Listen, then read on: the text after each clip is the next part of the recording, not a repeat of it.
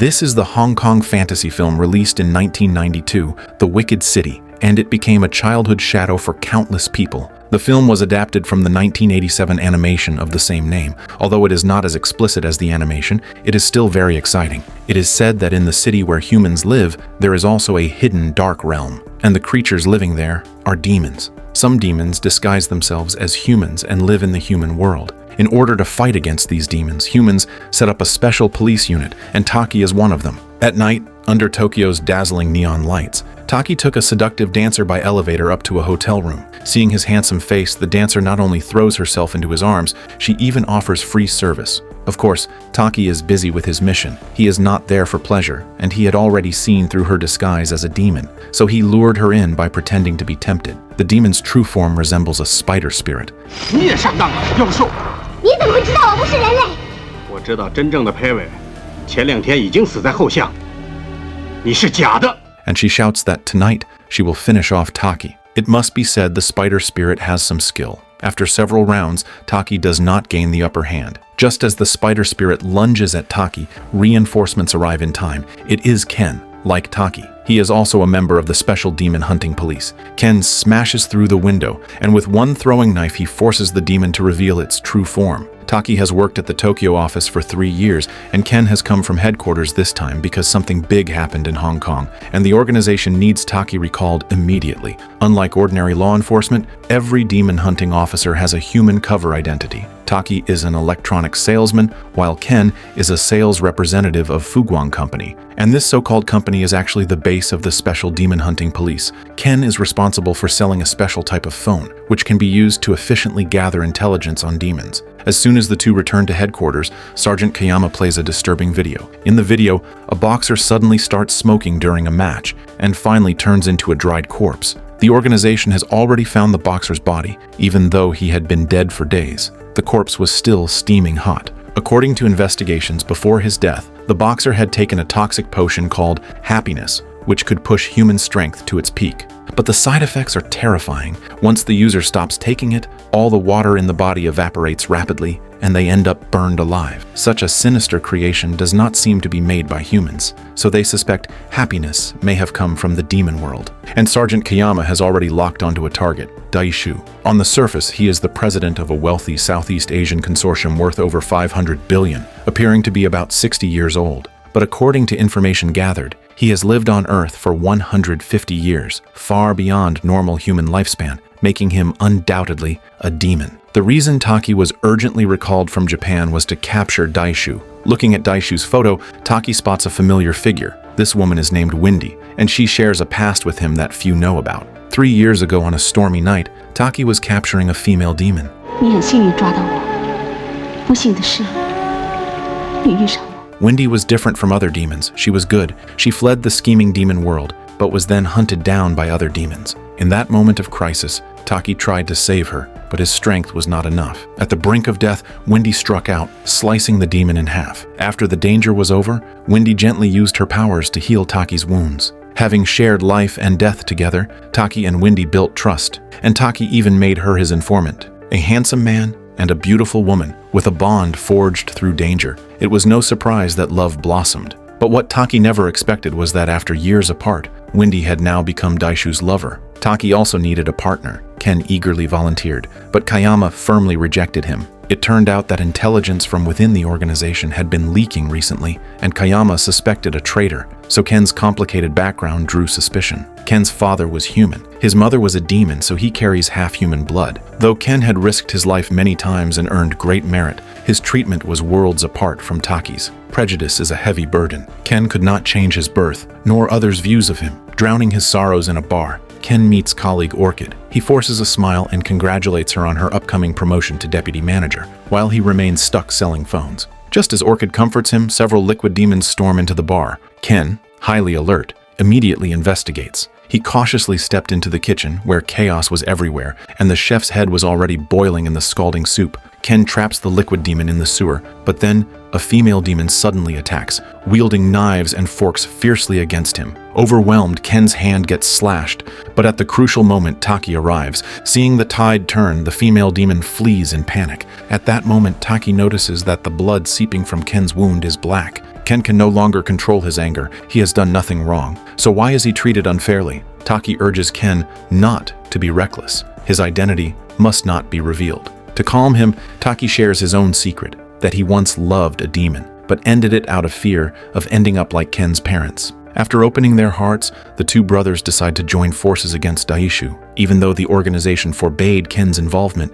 he could still secretly partner with Taki. The day of Daishu's birthday celebration would be the day of action. After greeting his guests, Daishu meets with his core members. From their conversation, it becomes clear that demons are divided into two factions, one hidden within human society, controlling the economy and advocating peace with humans, led by Daishu himself. The other faction sees humans as mortal enemies, plotting to wipe them out and dominate the world, represented by Daishu's son Shudo. Shudo is ruthless, not only plotting to overthrow his father and seize everything, but also lusting after the young and beautiful Wendy. Opposing peace with humans is not only Shudo, but also the female demon who had escaped from the bar earlier, whose true identity is an assassin from the demon world. Daishu declares that he is now a human businessman, and he wants no more fighting with demons. He hopes to scare them off, but the female demon came prepared, having already poisoned the wine. As she finishes speaking, those who drank explode and die. Only the powerful Daishu manages to force the liquid demon out of his body. Just then, the female demon seized the chance and manipulated the chandelier, cutting off Daishu's left arm. After that, the female demon grabbed Wendy and injected a dose of happiness into her neck. Taki quickly fired his gun, but the demon shot the bullet back out from its body. In order to save Wendy, Daishu unleashed his ultimate power. As Taki carried the weakened Wendy away, Ken happened to arrive in his car to pick them up. In the car, Taki noticed that Wendy had always kept their token of love, and only then did he realize she had held him in her heart all these years. On the way, they ran into the captain's men, and Wendy, not wanting to drag Taki down, ran away alone. Learning that the demon world was engaged in internal strife, Kayama believed this was the perfect opportunity to wipe them out in one move. When demons are injured, they use electricity to regenerate. Soon, the special police discovered that the power consumption of a power plant in southern Hong Kong had surged 8 times. Sure enough, the one-armed Daishu and Wendy were recuperating there. After some treatment, Daishu grew back his left arm, but Wendy's condition was grim. The electricity could not fully remove the happiness from her body, and the only way to cure her was a complete blood transfusion. So Daishu began the transfusion for Wendy, but just as it started, the special police stormed in. Seeing Wendy and Daishu unclothed, Taki's teeth nearly shattered with rage. At Daishu's signal, Wendy fled into the demon dimension within his shadow, while Daishu himself created a powerful barrier to block the police bullets. The barrier was indeed strong. The bullets could not get close. But Kayama already knew its weakness. Once the human magnetic field was activated, it could be broken. Soon Daishu was overwhelmed, captured by the special police and taken back to the lab. Daishu tried to escape using his shadow, but the police were ready. They activated a reinforced magnetic field around the lab, and with human concentration, they could force his shadow back into his body. 这种毒品跟我没关系，不过你也该想想。你们的世界里这么多人需要快乐来麻醉自己，看来你们的日子不好过。我们的日子不好过，是因为你们妖兽扰乱了我们的法律。你们也不止一种法律，而且你们的法律漏洞百出。啊！集中年龄加强300的。你已经150岁了，休想再用妖兽重生法。我的集团都是厌倦妖兽斗争的兄弟，我的幻技同样也是。Daishu and Wendy pinned their hopes on Shudo, not knowing that he was the true culprit, and the female demon had been acting under his orders. At this moment, Wendy appeared, urging Shudo to rescue Daishu and to find out the mastermind behind happiness. Unexpectedly, Shudo struck while she was vulnerable, demanding Wendy prove her loyalty with her body. To save Daishu, Wendy had no choice but to comply. That night, Wendy disguised herself as a hotel waitress to approach Taki, but her cover was soon blown. Wendy played on emotions, lowering Taki's guard, but what he didn't know was that she had smeared poison on her lips, and he was poisoned too. At the critical moment, Ken arrived in time. Wendy confessed that she had only done this because Shudo threatened her, but now she regretted it. She then pulled out the antidote Shudo had given her, asking Ken to pass it to Taki. Seeing Ken didn't trust her, Wendy swallowed one pill herself. To her shock, the antidote was actually poison. Now not only had Ken failed to save Taki, but Wendy herself was also poisoned. Clearly this was all part of Shudo's scheme. Not only would he avoid rescuing Daishu, but he could also use Wendy to eliminate Taki. Taki was on the verge of death, but Shudo went further, cruelly replaying his intimate video with Wendy in front of everyone. But Taki was not so easily defeated. The anti-demon police had the most advanced medical team and equipment, and Taki soon escaped danger. Wendy was not so lucky. She had 2 poisons in her body. One could be treated, but the poison of happiness had no cure. 这个女人没有多大的利用价值。打开磁力场，让她现出原形。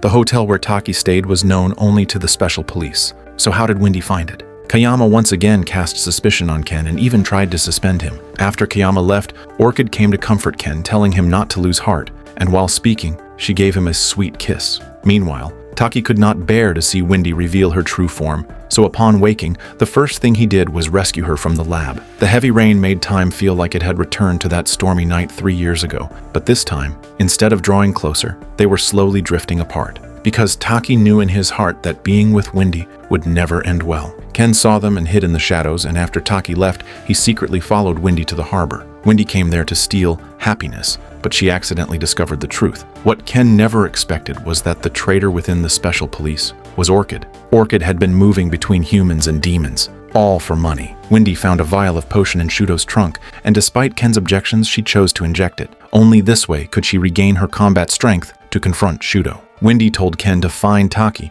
and tell him that Shudo was the real mastermind. Soon, Wendy and Shudo's battle erupted. Wendy drew her laser blade while Shudo was no less formidable, extending his arm into a mighty weapon of immense strength. After several clashes, Wendy seemed unable to match Shudo. Meanwhile, Ken used his half-demon body to create a demon dimension and managed to escape. But when he reached headquarters to expose Orchid, she framed him instead. Ken, who was already distrusted, now had no one believing him anymore. As Ken was left speechless, Taki appeared, and together they took Orchid hostage and infiltrated the building. Ken, not wanting to burden Taki, held Orchid captive and planned to shut down the magnetic field first, then rescue Daishu to join forces and perhaps defeat Shudo. On the way, Orchid tried to seduce Ken, but he completely ignored her. The magnetic field was successfully disabled. At the same time, Shudo and his men seized the chance to unleash chaos, creating an unprecedented demon dimension that could reverse time. If not stopped, civilization would regress, humans would return to a primitive state, and demons would fully rule over them. After rescuing Daishu, he led Ken and Taki to an underground parking lot. The entrance to the demon dimension was there, but as soon as they arrived, Liquid Raptor attacked and engulfed Daishu. Seeing this, Ken and Taki entered the elevator, only to find the walls around them melting. Fortunately, Daishu was not trapped. He waited until Liquid Raptor gathered, then released flames to destroy it completely. Ken and Taki forced open the elevator doors and escaped. Daishu, excited, told the transforming female demon, "The real show is just beginning. Your body is full of machines. I will remake you. I can turn you into anything I want."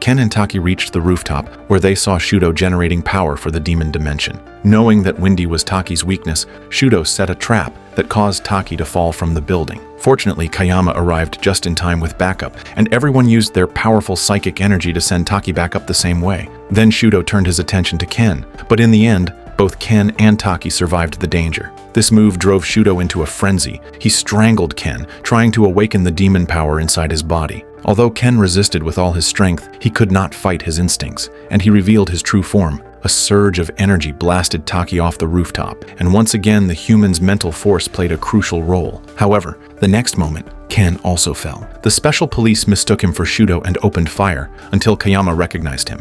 你冷静点，你可以恢复人性的，你学过控制自己的。